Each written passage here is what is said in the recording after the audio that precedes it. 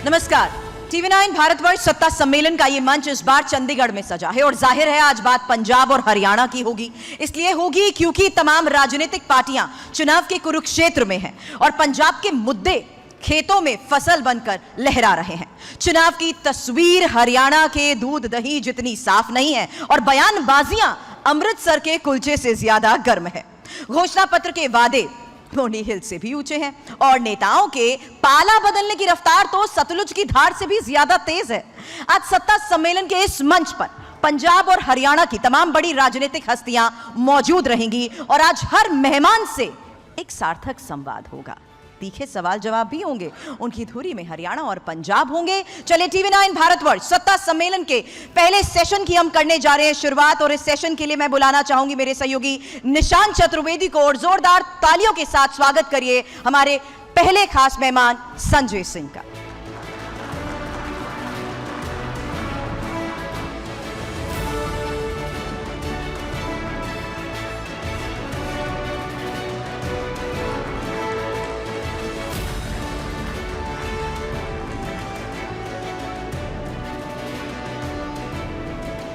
पहले तो मैं चाहूंगा कि आप सभी लोग जोरदार तालियों से संजय जी का स्वागत करिए। बड़ा अच्छा लग रहा है देखकर यहां पर। धन्यवाद। संजय जी, आप बाहर आए जेल से, आम आदमी पार्टी के कार्यकर्ताओं का सबका जोश बढ़ गया, वो तो यहां पर भी देखने को दिख रहा है। अब लोग उम्मीद लगाए बैठे हैं कि अरविंद केजरीवाल जी कब बाहर आएंगे, क्या उनको जमानत मिल पाएगी, क्या लगता है आपको? अब मुझे लगता है कि कल जो पता चला है वकीलों के जरिए, तो शायद फ्राइडे को इस पे कोई आदेश आएगा इंटरिम बेल वाले पे। ये कहा जा रहा है उसमें कि आप प्रचार कर सकते हैं लेकिन आप ऑफिस में नहीं जा सकते, क्योंकि अगर आप ऑफिस में जाएंगे तो फिर वो गलत होगा। देखिए, माननीय सर्वोच्च न्यायालय का कोई भी फैसला आने से पहले उस पर कोई प्रतिक्रिया देना, ये कमेंट करना मेरे ख्याल से उचित नहीं होगा। तो हम लोग प्रतीक्षा करते हैं क्या आदेश आ रहा है। बीजेपी की तरफ से एक नैरेटिव सेट किया जा रहा है, ये कोशिश की जा रही है कि अरविंद केजरीवाल जी को दिल्ली के काम की चिंता नहीं है, चुनावों की चिंता है। देखिए, बीजेपी की तरफ से क्या नैरेटिव सेट किया जा रहा है वो तो महत्वपूर्ण नहीं है, क्योंकि उनका मकसद एक ही है कि दिल्ली का काम ना हो।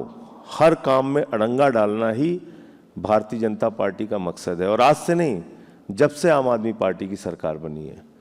आप मुझे बताइए, जो सरकार स्कूल के क्षेत्र में, शिक्षा के क्षेत्र में, बिजली के क्षेत्र में, पानी के क्षेत्र में, मोहल्ला क्लिनिक बनाने पे मैं समझता हूँ अनुकरणीय काम करके दिखाया केजरीवाल जी ने। आज ऐसे सरकारी स्कूल दिल्ली में बनाए जिसमें स्विमिंग पूल का निर्माण हुआ है, एथलीट के ग्राउंड बने हैं, हॉकी के ग्राउंड बने हैं, एयर कंडीशन कमरे हैं बच्चों के लिए। अमेरिका के राष्ट्रपति की पत्नी हिंदुस्तान आती है तो कहती है हमें केजरीवाल और मनीष सिसोदिया ने जो स्कूल बनाया वो देखना है। तो ये एक बहुत बड़ी उपलब्धि है हमारी सरकार के लिए और मैं समझता हूँ कि ऐसी सरकार के काम में बाधा डालना, फ्री बिजली, फ्री पानी, फ्री बुजुर्गों की तीर्थ यात्रा, फ्री माताओं बहनों के लिए बस की यात्रा, और बावजूद इसके हम मुनाफे का बजट दे रहे हैं। यही तो परेशानी है बीजेपी के लिए, वो काम नहीं होने देना चाहते। आप मुझे बताइए, आप दिल्ली के मुख्यमंत्री पे सवाल उठा रहे हैं और 1 साल से मणिपुर में हिंसा हो रही है, महिलाओं को निवस्त करके घुमाया जा रहा है। कारगिल के योद्धा की पत्नी को निवस्त करके घुमाया गया, उसका बयान आया कि मैंने कारगिल के युद्ध में भारत माता की तो रक्षा कर ली लेकिन अपनी पत्नी की रक्षा नहीं कर पाया। इससे ज़्यादा दुर्भाग्यपूर्ण बात कोई हो सकती है? और उस सीएम का इस्तीफा नहीं मांगते ये। अजय मिश्रा टेनी के लिए कल अमित शाह जी कह रहे हैं कि इनको जिता दीजिए, हम इसको बड़ा आदमी बनाएंगे। उसका इस्तीफा नहीं मांगते जिसके बेटे ने 4 किसानों को कुचल के मार दिया। पहलवान बेटियों को न्याय नहीं देते। प्रज्वल रमन्ना के पक्ष में प्रधानमंत्री जी प्रचार करते हैं और केजरीवाल धरती के सबसे बुरे आदमी हैं। उनके खिलाफ रोज आप बयानबाजी करेंगे। जेल में डाल दिया, 23 दिन तक इंसुलिन नहीं दी, पत्नी से मुलाकात करा रहे हैं तो शीशे की दीवार खड़ी करके हर तरह का अत्याचार आप कर रहे हैं और अभी भी आपको चैन नहीं मिल रहा है। ये किस प्रकार की राजनीति है? मुझे लगता है लोकतंत्र में ये ठीक बात नहीं है। आपने झारखंड के मुख्यमंत्री को जेल में डाल दिया, आदिवासी समाज के एक नेता को। आपने मनीष सिसोदिया को जेल में डाल दिया, सत्येंद्र जैन को जेल में डाल दिया, मुझे 6 महीने जेल में रखा आपने। अब हम लोगों का मनोबल तोड़ना चाहते हैं। मैं आपको बता दूं निशान जी, ये आम आदमी पार्टी है, आंदोलन के कोख से पैदा हुए हैं हम लोग। जितना भी जुल्म करेंगे और मजबूती से हम लोग लड़ेंगे इनके खिलाफ, रुकने वाले नहीं हैं। देखिए, आपका जो हौसला है, आपका जोश है, वो एक ऊर्जा दे रहा है आपके कार्यकर्ताओं में, लेकिन अलग अलग जगह से चीजें इको कर रही हैं। बीजेपी के नेता आरोप लगाते हैं कि जब से अरविंद केजरीवाल जेल में गए हैं, स्कूलों की हालत खराब है, पानी खराब हो गया है। उनका यह कहना है कि दिल्ली सरकार काम नहीं कर रही है। हाई कोर्ट ने एमसीडी के स्कूलों पर एक टिप्पणी दी, बड़ी सख्त टिप्पणी थी, तल्ख टिप्पणी थी। क्या कहेंगे आप इस सब पर? पहली बात तो ये अपने ही बयान में कॉन्ट्राडिक्ट करते हैं। अभी माननीय सर्वोच्च न्यायालय के सामने ईडी ने क्या कहा? ईडी ने कहा भाई मुख्यमंत्री के पास, उनके जो वकील थे तुषार मेहता जी, उन्होंने कहा कि मुख्यमंत्री के पास तो एक कोई विभाग है ही नहीं है, तो उनको साइन करने की क्या जरूरत है। यानी पहली बात तो ये कि खुद सरकार ये मानती है कि मुख्यमंत्री के पास कोई विभाग नहीं है, इसलिए डे टू डे की फाइल में उनको तुरंत साइन करने की कोई जरूरत नहीं होती। ये सुप्रीम कोर्ट का बयान है तुषार मेहता का। दूसरी तरफ कह रहे हैं कि उनकी वजह से काम बाधित हो रहा है। कैसे हो रहा है भाई? हमारे स्वास्थ्य मंत्री काम कर रहे हैं, हमारी शिक्षा मंत्री काम कर रही हैं, हमारे जल मंत्री काम कर रहे हैं, हमारे पीडब्ल्यूडी मंत्री का, तो हमारे तो जितने विभागों के मंत्री हैं वो सब अपना काम कर रहे हैं और मुस्तैदी से कर रहे हैं। केजरीवाल जी का संदेश जेल से आया कि हमारे जितने भी विधायक हैं वो जनता के बीच में रहेंगे, जन समस्याओं को सुनेंगे और उसका समाधान करेंगे। तो हम तो जो जितनी ऊर्जा से पहले काम करते थे उतनी ऊर्जा से अभी भी काम कर रहे हैं। इनका काम है बाधा डालना, इनका काम है हर काम में अड़ंगे डालना, हर काम को रोकना। आप बताइए, दिल्ली के मेयर का चुनाव आपने रोक दिया क्योंकि वहां पे एक, उस कुर्सी पे, एक मेयर की कुर्सी पे एक दलित समाज का बेटा बैठ जाएगा, इसलिए आपने रोक दिया उसको। आपकी मानसिकता क्या है? आप इसी चंडीगढ़ में जहां पे ये आपका कार्यक्रम हो रहा है, आपने देखा होगा कि कैमरे के अंदर खुलेआम वोट की लूट हो रही है, खुलेआम। मतलब कांग्रेस का और आम आदमी पार्टी का, इंडिया गठबंधन का प्रत्याशी उतरता है, उसके 7 वोट कैमरे पे आपने काट दिए और अपना कैंडिडेट जिता दिया। ये बहुत, इसीलिए मैं बार बार ये बात कह रहा हूं कि 24 का चुनाव भारत के लोकतंत्र को बचाने का चुनाव है, संविधान को बचाने का चुनाव है, आरक्षण को बचाने का चुनाव है, चुनाव को बचाने का चुनाव है, चुनाव को बचाने का चुनाव है। इस बार अपना वोट बचाने के लिए वोट कीजिए। हम तो ये कह रहे हैं लोगों से, क्योंकि आप देखिए इनके नेताओं के जो बयान आ रहे हैं वो बड़े खतरनाक हैं। इनके एक नेता हैं अयोध्या से, लल्लू सिंह जी, वो कहते हैं 400 सीट चाहिए, संविधान बदलना है। ज्योति मिर्धा कहती हैं 400 सीट चाहिए, संविधान बदलना है। अनंत हेगड़े कहते हैं 400 सीट चाहिए, संविधान बदलना है। दिया कुमारी कहती हैं 400 सीट चाहिए, संविधान बदलना है। अरुण गोविल जी, जिनको सीधे, और आपको मैं बता दूं, कल मुझे एक पत्रकार ने फोन किया उत्तर प्रदेश से, बोले एक गांव में गए थे, बोले भैया जब अरुण गोविल ने कह दिया कि संविधान बदलना है तो उनकी बात पे हमें भरोसा है, तो ये लोग संविधान बदलेंगे। लेकिन तो इसलिए मैं आपसे कह रहा हूं कि एक छवि हो जाती है आदमी की, जो उन्होंने भगवान श्री राम का अभिनय किया रामायण सीरियल में, उनका भी बयान आ गया। संजय जी देखिए, आपने एक तरफ मुझे नेताओं के नाम गिनाए, हाँ, दूसरी तरफ मैंने खुद प्रधानमंत्री जी का भी इंटरव्यू किया। उन्होंने कहा 360 तो अभी भी हमारे पास है, हमने कौन सा संविधान बदल दिया? हम चाहते तो क्या संविधान नहीं बदल सकते थे? उन्होंने ये कहा कि संशोधन की अगर बात की जाए तो संविधान संशोधन तो पहले भी कई बार हो चुके हैं, पहले भी 400 से ज्यादा सीटें एक पार्टी को मिल चुकी है। ये कहां से लोग बात करने लग गए? हम चाहते तो पहले नहीं बदल सकते थे क्या? बहुत अच्छा सवाल पूछा आपने निशान जी। देखिए, सीए एनआरसी पे प्रधानमंत्री कुछ बोलते थे, अमित शाह कुछ बोलते थे, उनके सारे बयान हैं, पार्लियामेंट में दिए बयान अलग हैं, पब्लिक में दिए बयान अलग हैं, तो प्रधानमंत्री की किस बात पे आप भरोसा कर सकते हैं? दूसरी बात, संविधान समीक्षा आयोग किसने बनाया? 2000 में अटल बिहारी वाजपेयी जी की बीजेपी की सरकार ने। 2002 में उसकी रिपोर्ट आ चुकी है संविधान समीक्षा आयोग की। 2015 का बयान है भागवत जी का, आरक्षण देश के अंदर खत्म होना चाहिए। मनमोहन वैद्य जी का, जो उनके संयुक्त राष्ट्रीय महासचिव हैं आरएसएस के, उनका बयान है 2017 का कि आरक्षण से अलगाववाद बढ़ता है। और सबको छोड़ दीजिए, अमित मालवीय जो भारतीय जनता पार्टी के विचारों का प्रचार करते हैं, मोदी जी और अमित शाह जी के विचारों का प्रचार करते हैं, उनके बयान में लेके आया हूं। ये कह रहे हैं कि आरक्षण ने देश को फेल किया है। ये बयान आप चाहे तो पढ़ लीजिए। कह रहे हैं एसटी, एससी, ओबीसी सबके आरक्षण खत्म होने चाहिए। इनका एक सांसद है तेजस्वी सूर्या, जो कई कारणों से चर्चा में रहते हैं, उनका बयान है कि आरक्षण एक गंदा दलदल है। ये इन लोगों की विचारधारा, ये आरक्षण खत्म करेंगे। मैं आपको बता रहा हूं, क्योंकि पूरा भारतवर्ष बाबा साहब डॉक्टर भीमराव अंबेडकर जी के संविधान को मानता है और भारतीय जनता पार्टी भागवत के संविधान को मानती है। संजय जी, एक मकसद इनका आरक्षण खत्म करने का है, संविधान को खत्म करने का है। अब आ जाते हैं चुनाव पे अपनी बात कह के मैं अपनी बात खत्म करूंगा, आप फिर सवाल पूछिएगा। देखिए, पिछले 10 सालों में इन्होंने जिस तरीके से लोकतंत्र का मजाक उड़ाया है, महाराष्ट्र की सरकार तोड़फोड़ करके गिरा दी, उत्तराखंड में गिरा दी, अरुणाचल में गिरा दी, मध्य प्रदेश में गिरा दी, कर्नाटक में गिरा दी, गोवा में जोड़ तोड़ करके बना ली। विधायकों को तोड़ते हैं, सांसदों को तोड़ते हैं, जिन पे आरोप लगाते हैं भ्रष्टाचार का, उन्हीं को अपनी पार्टी में शामिल कर लेते हैं। और अभी इन्होंने सूरत से जो शुरुआत की वो तो बहुत ही खतरनाक है। मतलब बीजेपी का कैंडिडेट बगैर चुनाव के जीत गया। अरुणाचल में 10 विधायक बीजेपी के बगैर चुनाव के जीत गए। लेकिन इंदौर में कांग्रेस का कैंडिडेट नॉमिनेशन वाले से एक दिन पहले जाके बीजेपी में शामिल हो जाता है। मैं वही तो कह रहा हूं आपसे, लेकिन वो तो कांग्रेस का कैंडिडेट शामिल हुआ ना। क्या ये लोकतंत्र के लिए अच्छी बात है, अच्छा संकेत है?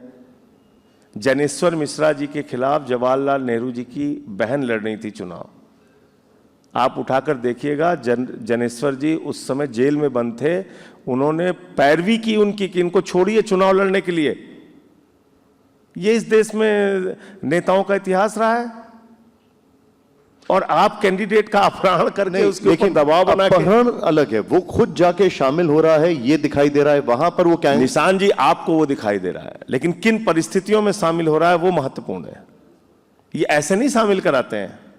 और जो बाकी नेता छोड़ आदर्श घोटाले की फाइल दिखाई जाएगी। ये जिक्र आ गया है तो मैं आपसे पूछूंगा, लवली जी ने सबसे पहले आपके बाहर आने पर आपके साथ दिखाई दिया, आपकी तारीफ की, और वो जाके शामिल हो जाते हैं, बोलते हैं मैं कंफर्टेबल नहीं हूं। अब उनके ऊपर कौन सा दबाव दिखाई दे रहा है? ये आपका ये सवाल बहुत अच्छा सवाल है।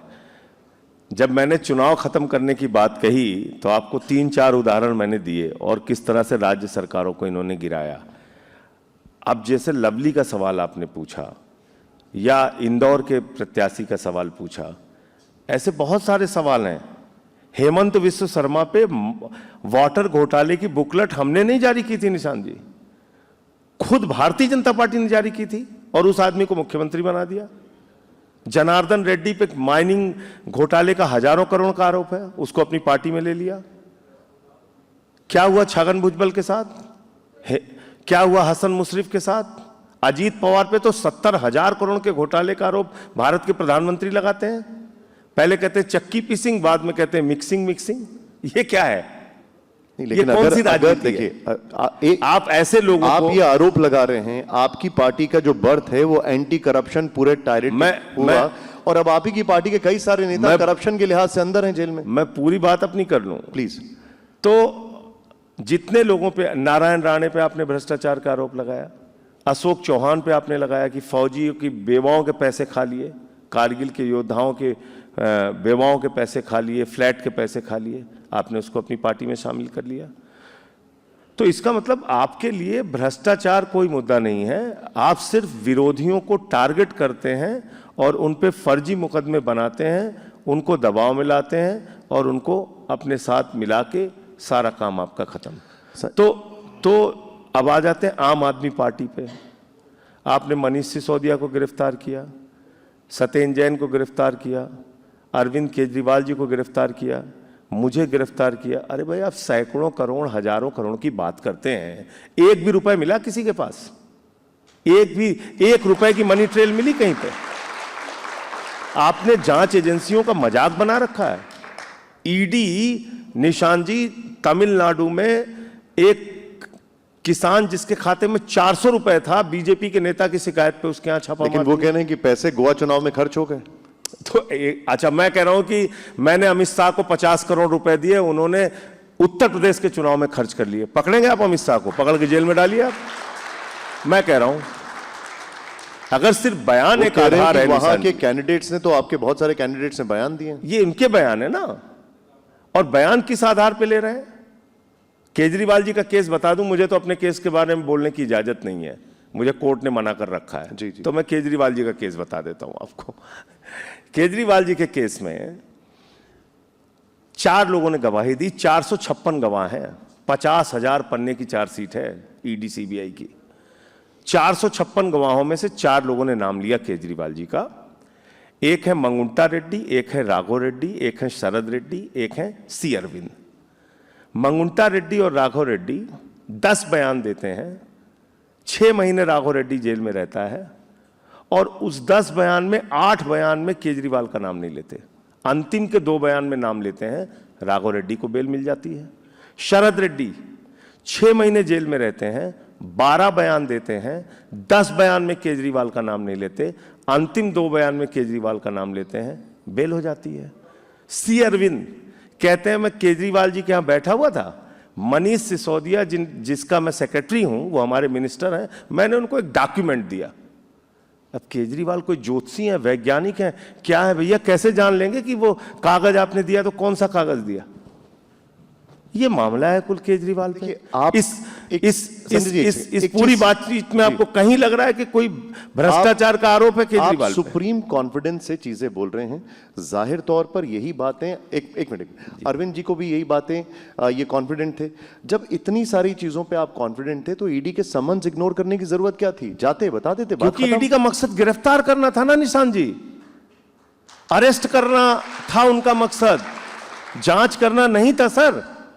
जांच करना अगर उनका मकसद होता तो बताइए सीबीआई की जांच में शामिल हुए थे कि नहीं केजरीवाल जी? मैं उस समय बाहर था।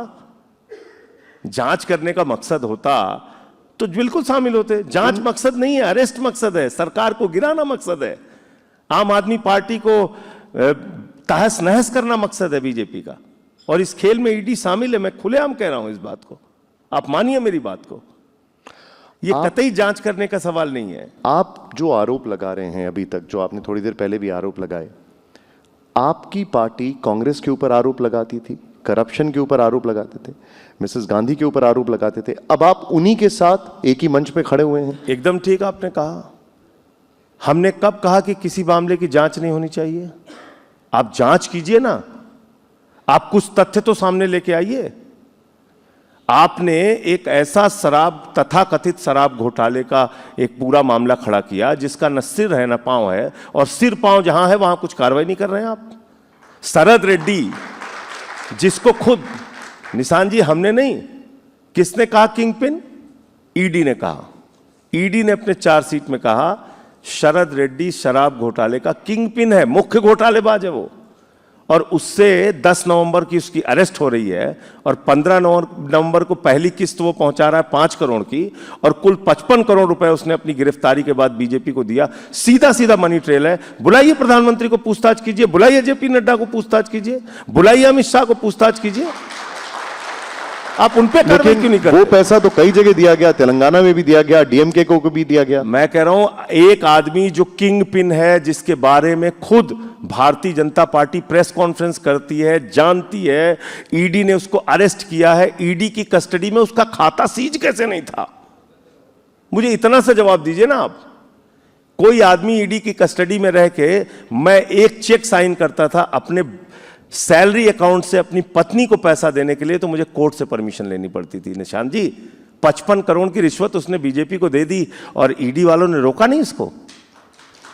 आप बताइए इस बात पे सहजता से कोई यकीन करेगा क्या? इस पूरे आपने इस केस का मजाक बना रखा है, आपने सिर्फ हम लोगों को प्रताड़ित करने का एक जरिया बना रखा है। मतलब बहुत अफसोस की बात है। इस पूरे मामले में संजय जी के कविता का क्या रोल है? के कविता का भी रोल जांच करने दीजिए। जब मनगढ़ंती सब कुछ बनाना है तो आएंगी चीज। देखिए सेक्शन 50 पीएमएलए क्या कहता है? सेक्शन 50 पीएमएलए कहता है कि धारा 50 में दिया गया बयान उतना ही महत्वपूर्ण है जितना किसी न्यायाधीश के सामने दिया गया बयान, यानी 164 के बयान के बराबर ही महत्व 50 सेक्शन में दिए गए बयानों के हैं। मेरा सीधा सा एक सवाल है, अगर ईडी के और बीजेपी के लोग जवाब दे देंगे मैं पीछे हटने को तैयार हूं। सेक्शन 50 में अगर 10 बयान आपने लिए तो आपने 8 बयान छिपाए क्यों? बताइए मुझे। आपने 12 बयान लिए शरद रेड्डी के, 10 बयान आपने छिपाए क्यों? अनरिलाइड अपॉन डॉक्यूमेंट में डाल दिया आपने। क्यों डाल दिया? क्योंकि वो बयान आपके मुताबिक नहीं था, क्योंकि उस बयान में केजरीवाल जी निर्दोष थे, उनको दोषी साबित करना था, इसलिए आपने उनसे बयान अपने मुताबिक लिखवाया और बेल दिलवा दी। ये बातें जजेस लेकिन भी उनका समझ कहना रहे है कि जैसे जैसे बयान लिए गए, जैसे जैसे इंक्वायरी आगे बढ़ी, परतें खुलती गई और फिर के कविता का भी नाम आ अच्छी गया। बात है, तो पूरा बयान रखिए कोर्ट में। मैं ये भी बात आपकी मान लिया मैंने। वो मनी ट्रेल तो एस्टैब्लिश कर ही रहे ना। निशांत जी ने या संजय सिंह ने न्यायाधीश के सामने दिए गए बयान के बराबर सेक्शन 50 का बयान दिया, 12 बयान दिया मान लीजिए। आप तो एजेंसी है ना सर, आप कोई म्यूजियम थोड़ी है, रद्दी की टोकरी थोड़ी है ईडी के दफ्तर की, वहां आप कागज इकट्ठा कर रहे हैं। आपको जितने बयान हमने दिए आप वो सब कोर्ट के सामने रख दीजिए। कोर्ट तय करेगा कौन सा बयान निशांत जी का सही है, कौन सा बयान संजय सिंह का सही है, कौन सा बयान एक्स का सही है, कौन सा बयान वाई का सही है। आपने वो बयान छिपा लिए। और आपको मालूम है मार्च के महीने में जब हमारे वकीलों को इंस्पेक्शन के ऑर्डर मिले कोर्ट से, देखिए ये बातें 207 में, तब पता चला ना कि ये संजय क्या है। जी, ये बातें तो आपने कोर्ट में रखी ही हैं। ईडी कह रही है कि हमने मनी ट्रेल स्टैब्लिश कर लिया है, और ईडी कह रही है कि वो जो पैसे की बात हो रही है वो तो ऑलरेडी खर्चा हो चुके हैं। अभी आपने देखा ना जज साहब ने भी क्या कहा सुप्रीम कोर्ट के, कि भाई 2 साल से आप इन्वेस्टिगेशन कर रहे हैं, आपकी इन्वेस्टिगेशन खत्म नहीं हो रही। क्या ये आपको एक जेल में रखने का बहाना नजर नहीं आता? वो कह रहे हैं कि शरद रेड्डी ने जब नाम लिया तब इन्वेस्टिगेशन शुरू की। जिस मामले में निशांत जी कुल 7 साल की सजा है पीएमएलए में, उसमें 2 साल तक आपने किसी आदमी को जेल में रखा हुआ है और ये कही हमारी जांच चल रही है, जांच चल रही है, तो फिर तो आप तो 7 साल जांच करते रहिए। इसमें 456 गवाहियां हैं, 32, 33, 34 अभियुक्त हैं, सबकी क्रॉस एग्जामिनेशन होगी, सारे 50,000 पन्ने की चार्जशीट, तो खत्म होगा 20 साल में केस। लेकिन उन्होंने तो तब तक बेल नहीं मिलनी चाहिए किसी। संजय जी, उन्होंने यही कहा है ना कोर्ट में कि शरद रेड्डी ने जब नाम लिया है तभी तो हमने इन्वेस्टिगेशन शुरू किया है अरविंद केजरीवाल का। तो शरद रेड्डी ने नाम कब लिया है? वही तो मैं कह रहा हूं आपसे। 12 बयान लिए कुल, 10 बयान में नाम नहीं लिया उसने। वो 10 के 10 बयान रख दीजिए पब्लिक डोमेन में, आपके सामने भी आ जाएगा, हमारे सामने। भाई जो चार्जशीट फाइल हो जाती है कोर्ट में उसको आप भी पढ़ सकते हैं, हम भी पढ़ सकते हैं। आप हमारे साथ आ रहे हैं इसलिए ये सवाल क्लैरिटी से जरूरी थे जानना आपसे। अब जैसे अरविंद केजरीवाल जी अगर बाहर आते हैं तो कितना फर्क पड़ेगा कैंपेनिंग में और खासकर दिल्ली में?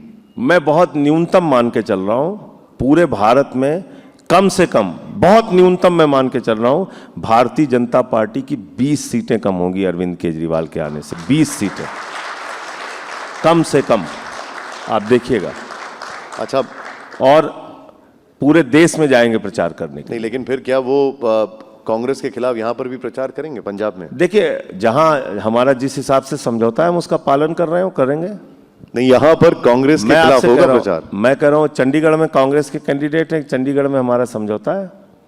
अच्छा, ये कैसे समझौता कि यहां पर अलग है वहां पर ऐसे समझौता हुए हैं पहले भी।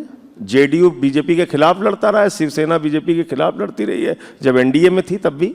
आप वहां पर थे और कई सारे आरोप लगाए गए कि भगवंत मान जी ने कहा कि उनको एक आम कैदी की तरह ट्रीट किया जा रहा है। आतिशी जी की तरफ से यह भी कहा गया कि उनको मारने की साजिश रची जा रही है जेल में। क्या हो क्या रहा है? देखिए, मैं तो यही कहूँगा कि जिस आदमी ने दिल्ली के बच्चों के लिए दवा का इंतजाम किया, उसको 23 दिन तक इंसुलिन ना देना और हल्ला मचाने के बाद, कोर्ट में जाने के बाद, एप्लीकेशन लगाने के बाद उनको इंसुलिन देना, ये अपने आप में बताता है कि ये सिर्फ अरेस्ट नहीं है, ये सिर्फ जांच नहीं है, ये अरविंद केजरीवाल के खिलाफ एक गहरी साजिश है, एक गहरा षड्यंत्र है जिसमें उनके साथ किसी भी घटना को अंजाम दिया जा सकता है। कौन ये साजिश रच रहा है?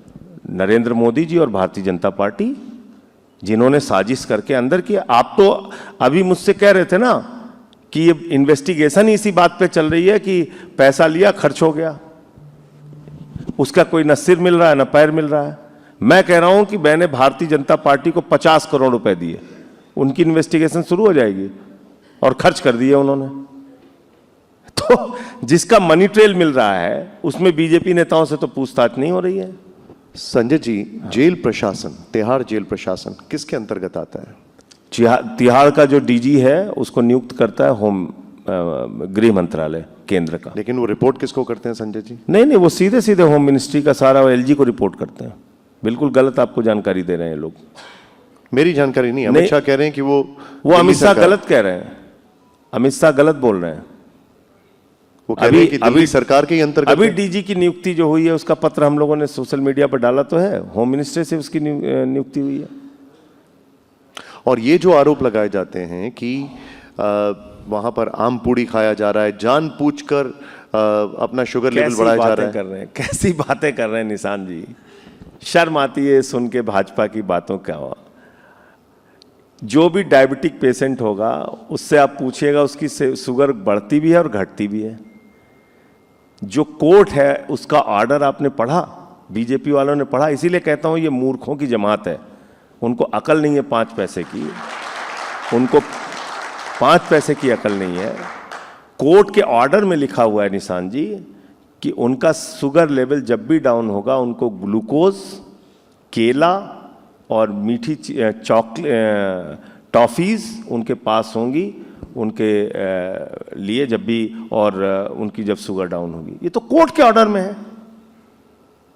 एक दिन प्रसाद के तौर पे उन्होंने आलू पूड़ी खाई है और 3 दिन उनको आम गया है, 48 मील है कुल, उस पे पूरी बहस खबर चलाए जा रहे हैं। देश में 82 करोड़ लोग 5 किलो राशन के लिए लाइन में लगे हुए हैं, वो इनके लिए सवाल नहीं है। 20 करोड़ नौकरी देने का वादा इन्होंने 10 साल में किया, एक भी नौकरी नहीं दी, नौजवानों को लाठियां मारी। अग्निवीर जैसी योजना लेके आए, 4 साल में आप नौजवानों को रिटायर कर रहे हैं। 17 साल में एक नौजवान भर्ती होगा सेना में, 21 साल में रिटायर हो जाएगा। 21 साल में जवान को तो आप रिटायर कर रहे हैं, और 73 साल में प्रधानमंत्री जी को तीसरा मौका चाहिए। वो तीसरी बार देश के प्रधानमंत्री बनना चाहते हैं, और हमारे घर का जवान 21 साल में रिटायर हो जाएगा। पंजाब के, हरियाणा के, उत्तराखंड के, हिमाचल के, यूपी के, बिहार के, पूरे देश के जो जवान सेना में भर्ती होते हैं वो भारत माता की रक्षा के लिए होते हैं। उनके साथ भी आप खिलवाड़ कर रहे हैं। अग्निवीर योजना लाके उनके पीठ में छुरा मारा आपने। आपने किसानों के काले कानून बनाए, 3 काले कानून। क्या हुआ निशान जी? पूरे देश में 1 साल तक आंदोलन चला, सड़कों पर बैठे रहे, उनके ऊपर पानी की बौछारें की आपने, उनके ऊपर लाठियां चलाई, आंसू गैस के गोले छोड़े, कीलें गाड़ दी सड़क पे, दुश्मन देश के नागरिक की तरह। कहने लगे दिल्ली नहीं आने देंगे, दिल्ली नहीं आने देंगे। तो इस बार किसान कह रहा है तुमने हमें दिल्ली जाने नहीं दिया, हम तुम्हारे कैंडिडेट्स को दिल्ली जाने नहीं देंगे। ये चल रहा है।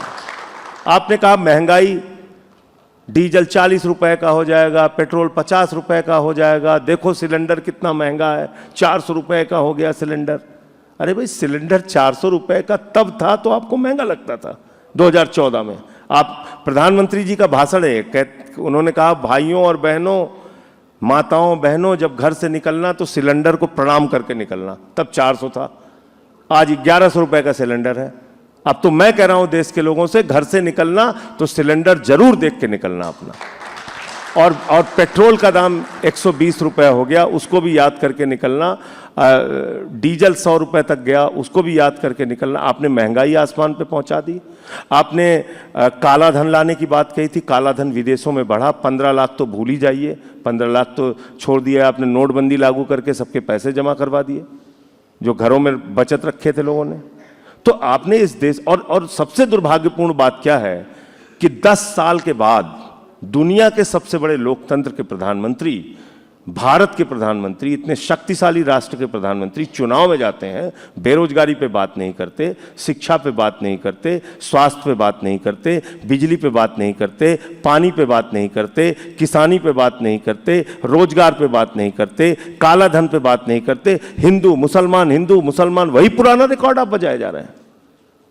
इस देश की जनता को आपने मूर्ख समझ रखा है। आपने 10 साल में क्या किया, कुछ भी आप बताने के लिए तैयार नहीं है। आप जो जो मुद्दे अभी बता रहे हैं, ये सारे मुद्दे आप लोग चुनाव के मंच से इनका विमर्श क्यों नहीं हो रहा है? संविधान बदल जाएगा, अगली बार चुनाव नहीं होगा, आरक्षण, ये सारी चीजें कहां से आ जाती हैं? ये बिल्कुल सही चीजें हैं निशान जी, बिल्कुल सही चीजें हैं। चुनाव खत्म होगा, आरक्षण खत्म होगा, संविधान खत्म होगा, यहां पे किम जोंग और पुतिन का मॉडल लागू होगा, चुनाव खत्म होगा। मैं आपको कह रहा हूं ये अंतिम चुनाव है। आप इस निष्कर्ष पर पहुंचे कैसे? आपको कैसे लग रहा है ये सब होगा? ये इनके कर्मों से। इन्होंने 8 साल में 7 राज्य सरकारें गिराई हैं। इन्होंने बिना चुनाव के सूरत जीता, बिना चुनाव के इंदौर जीतने की तैयारी में है, बिना चुनाव के 10 विधायक इनके अरुणाचल में जीत गए। ये इनके खुले बिना इनके पास वोट के बगैर ये चंडीगढ़ का मेयर जीत गए, जहां हम आप बैठे हुए हैं। अरुणाचल में तो कांग्रेस के लोगों ने नॉमिनेशन ही नहीं फाइल किया गया, वो तो लापरवाही है एकदम। अच्छा, ये अपने आप होता है। ये जो जाते हैं और कहते हैं साहब हमारा हृदय परिवर्तन हो गया, ये रामायण का श्लोक पढ़ के परिवर्तित हो जाते हैं। इतने समझदार तो निशान जी आप भी हैं, इतने पुराने पत्रकार हैं। मंत्री पद के लिए जाते हैं, पैसे के लिए जाते हैं, नारे लगे ना वहां महाराष्ट्र में। एक बात बताइए, महाराष्ट्र में नारे लगे ना, 50 खोके एकदम ओके, 50 खोके एकदम ओके, तो ये भारतीय खोखा पार्टी बन गई है। नहीं लेकिन मैं आपको बता रहा खजुराहो हूं की अगर बात करें तो वहां पर तो उनका नॉमिनेशन ही निरस्त हो गया। अब उसमें बीजेपी का उसमें क्या दोष है, वो अरे कहते हैं? ऐसे नहीं निरस्त होती चीजें ना, आप ये समझिए ना, ऐसे दबाव में होती हैं सारी चीजें, ये ऐसे नहीं होती हैं। केसेस दिखाए जाते हैं, फाइलें पहले दिखाई भी होता जाती रहा है हैं। ना संजय जी, पहली बार थोड़ी हो रहा है। फाइलें दिखाई जाती हैं। जब भी हुआ गलत हुआ, हम कहां उसका समर्थन कर रहे हैं? जब भी हुआ या जो भी करता है गलत करता है। आप मुझे एक बात बताइए कि महाराष्ट्र में उद्धव ठाकरे जी की तीर कमान चुरा ली इन लोगों ने, शरद पवार की घड़ी चुरा ली। अब तक हम लोग सुनते थे बाइक चोर, सोना चोर, कार चोर, ये तो पार्टी चोर हो गए, पूरी की पूरी पार्टी चुरा ले रहे हैं। राजीव गांधी पार्टी चुरा ले रहे हैं, राजीव गांधी, और यही काम ये आम आदमी पार्टी के साथ करना चाहते हैं। आप ये बताइए मुझे, राजीव गांधी जब 400 सीट लेकर आए तब तो किसी ने नहीं कहा संविधान बदल देंगे, और उन्होंने शाहबानो के इसमें क्या क्या सबको पता है। देखिए ऐसा है कि संविधान बदलने के पीछे इनका सीधा मकसद क्या है निशान जी, मैं खुल के बोल रहा हूं, आरक्षण खत्म करना है। ये वो पार्टी है जिसका नेता आदिवासी युवक के सिर पे पेशाब करता है, जिसके राज्य के अंदर बुलंदशहर में सीआरपीएफ के जवान को घोड़ी पे बैठने की इजाजत नहीं थी उत्तर प्रदेश में, जिसके राज के अंदर एक दलित का अंगूठा काट लिया गुजरात में क्योंकि उसने गेंद छू लिया था निशान जी। ये वो पार्टी है, इनका मकसद आरक्षण को खत्म करना है, ये सबसे बड़ा। लेकिन संजय जी वो ये कह रहे हैं कि जो इंडिया गठबंधन है, वो आरक्षण का जो पाए है उसमें से SC ST का शेयर लेकर मुसलमानों को देना चाहता है, ये आरक्षण खत्म करना चाहता है। चंद्रबाबू नायडू के बारे में कह रहे हैं। ये इंडिया अलायंस की बात, इसके बारे में, चंद्रबाबू नायडू के बारे में, कर्नाटक की बात कर रहे हैं, कांग्रेस की बात कर रहे हैं। चंद्रबाबू नायडू के बारे में शायद कह रहे हैं, आपको सुनने में गलती हुई, वो चंद्रबाबू नायडू के बारे में कह रहे हैं। ये चंद्रबाबू नायडू एनडीए के नेता हैं। एनडीए ने और मोदी ने कहा है कि वो जो है आरक्षण देंगे 4% मुसलमानों को। ये मैं दिखा रहा हूं आपको, ये है ना, ये इनका बयान है।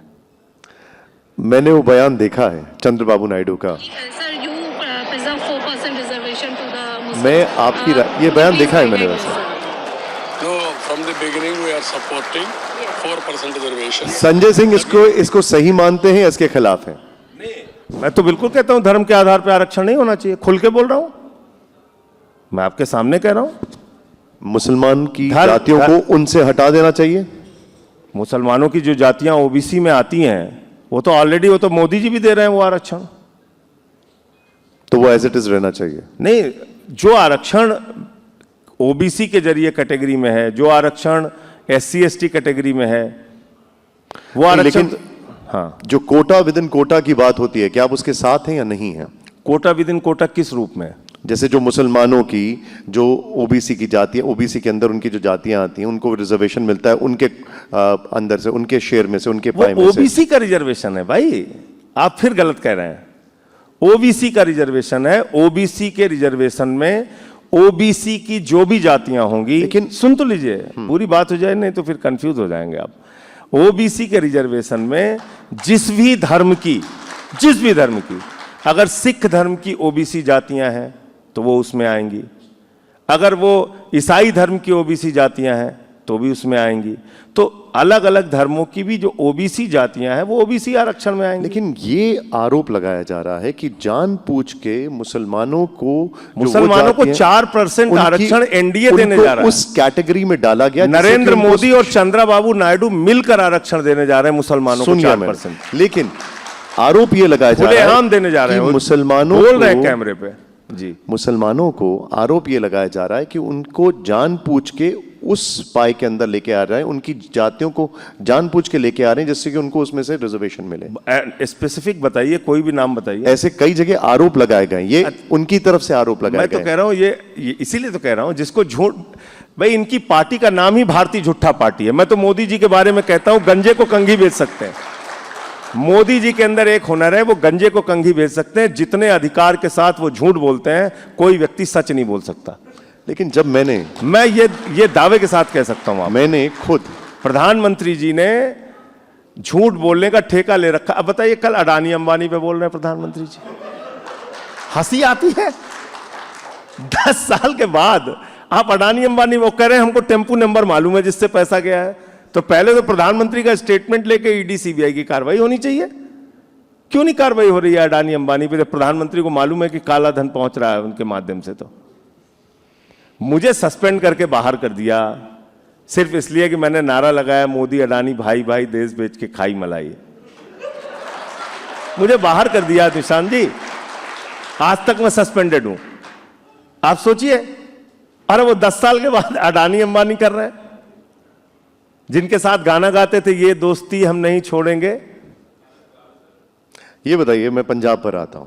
भगवंत मान जी कह रहे हैं कि इस बार 13 की 13 सीट जीतेंगे। संजय सिंह जी का आंकड़ा क्या कहता है, क्या होगा पंजाब? बिल्कुल सही कह रहे हैं भगवंत मान जी, 13 की 13 सीट जीतेंगे। कांग्रेस जीरो हो जाएगी यहां पर?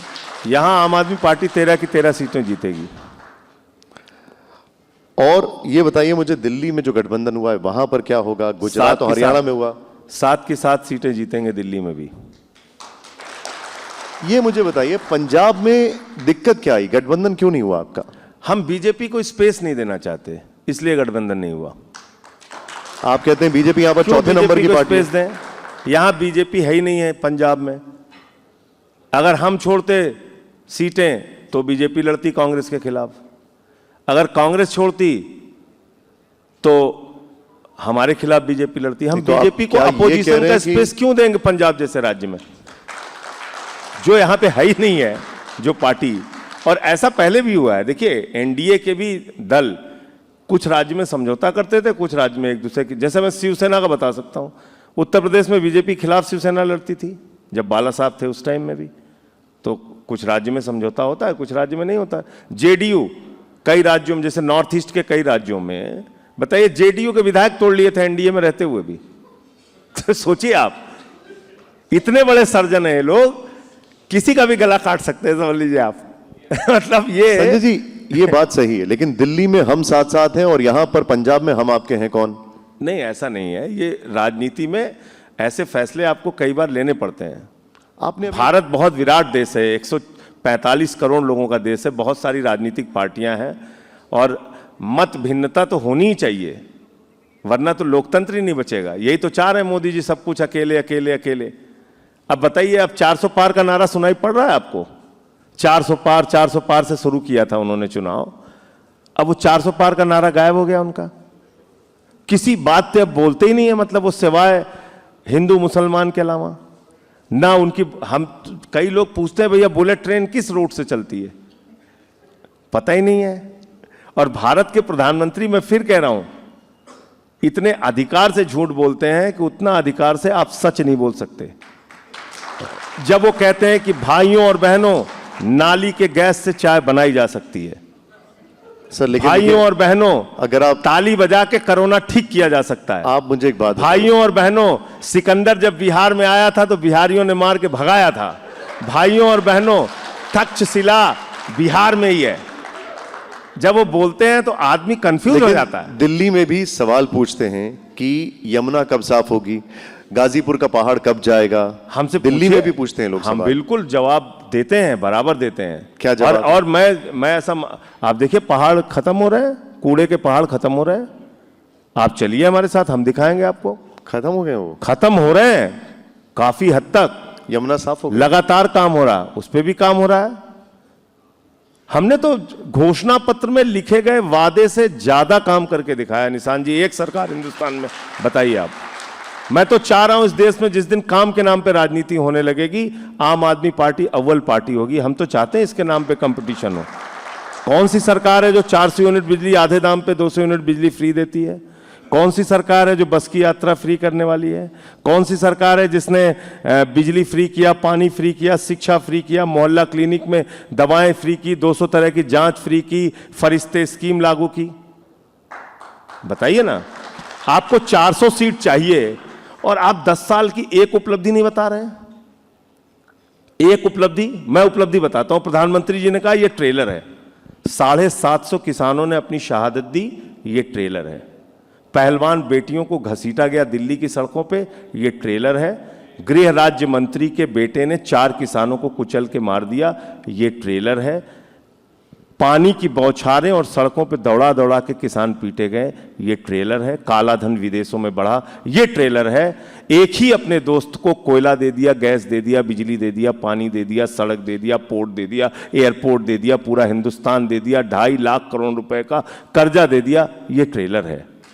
प्रधानमंत्री जी ने महंगाई आसमान पे पहुंचा दी, ये ट्रेलर है प्रधानमंत्री जी का। 120 रुपए लीटर में पेट्रोल बिका, 100 रुपए में डीजल बिका। प्याज महंगी हो गई, सब्जियां महंगी हुई, दाल 300 रुपए में बिकी, ये ट्रेलर है। आप समझिए सरसों का तेल 250 रुपए लीटर बिका, ये ट्रेलर है। ये 10 साल का ट्रेलर है। 200 लाख करोड़ रुपए का कर्जा हिंदुस्तान के ऊपर हो गया, 15 लाख करोड़ रुपए पूंजीपतियों का माफ किया गया, ये ट्रेलर है। नोटबंदी के कारण पूरा देश लाइनों में खड़ा रहा। कोरोना की महामारी में लाखों लोग मर गए, शमशानों में लाइनें लगी थी लाशें जलाने के लिए, ये ट्रेलर है। गंगा नदी के किनारे लाशों को कुत्ते नोचते हुए देखे गए, ये ट्रेलर है। इससे भयावह पिक्चर होगी। मैं ये कहना चाह रहा हूं, इसलिए प्रधानमंत्री जी ये 400 पार और ये सब नारे छोड़ के अब आइए मुद्दों पे बात कीजिए। मुद्दों पे तो आप बात ही नहीं कर रहे। मुद्दों पे आता हूं। हाँ। जब मैं दिल्ली से पंजाब आया तो मुझसे कई लोगों से मेरी बात हुई, कई लोगों ने मुझसे पूछा और दिल्ली में भी पूछा, राघव चड्ढा जी कहाँ हैं अभी? अब ये देखिए, हर आदमी अपने अपने काम में है और किसी कोई अगर बीमार है, बाहर है, तो उसको लेके इशू बनाना कोई उसका फायदा नहीं है। अब बार बार वो मीडिया के लिए एक प्रश्न हो सकता है और उस पर कई बार हम लोग बता चुके अपने इलाज के लिए बाहर है वो।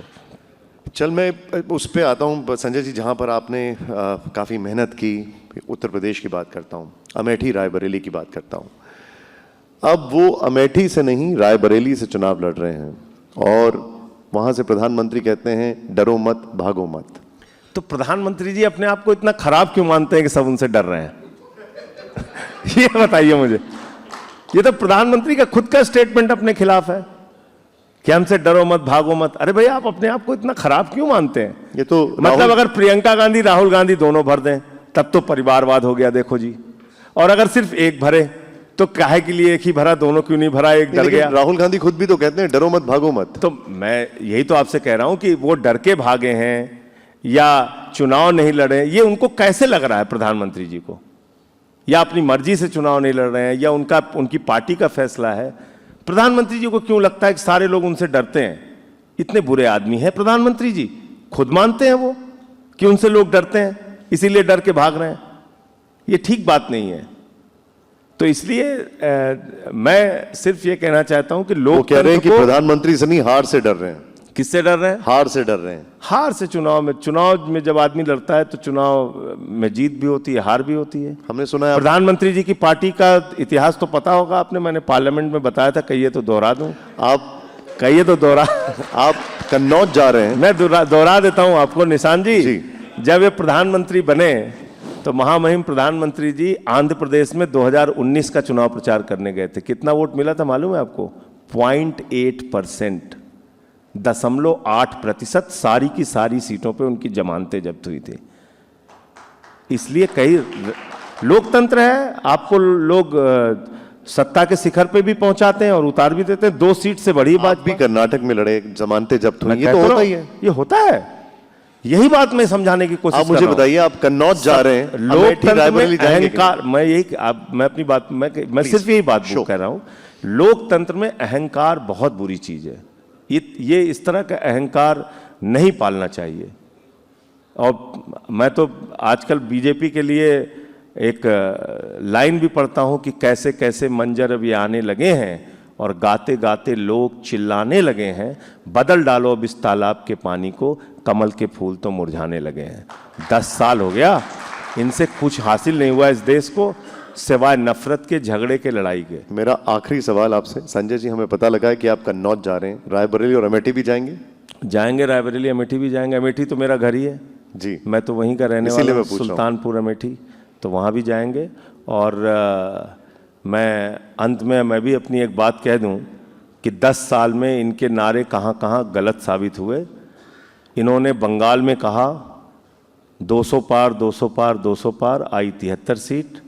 झारखंड में कहा 65 पार 65 पार 65 पार, आई 23 सीट। कर्नाटक में कहा 130 पार 130 पार 130 पार, आई 65 सीट।